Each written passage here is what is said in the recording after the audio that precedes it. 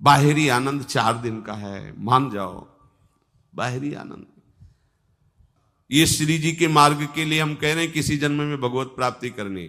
अगर आप नहीं कर मानोगे, मनमानी आचरण करोगे तो भ्रष्ट हो जाओगे।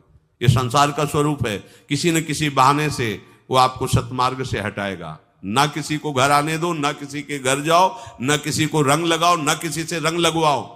अपनी प्रिया प्रीतम के साथ होली खेलो। यहां जो सत्संग हो रहा है ठीक है, सुना, एकांतिक किया, कुटिया में जाओ चुपचाप, अपने श्री जी को रंग लगाओ, श्री जी के सामने पद गाओ, श्री जी के सामने नाचो। उन्हीं भाव से हमें सेवन करना है। तो मोह सबसे बड़ा बाधक होता है भगवान की भक्ति में।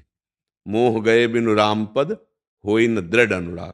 तो अगर हम राम चरित्र का गायन करें तो बहुत जल्दी मोह का नाश हो जाता है। महामोह महिषेष विशाला, राम कथा कालिका कराला। जैसे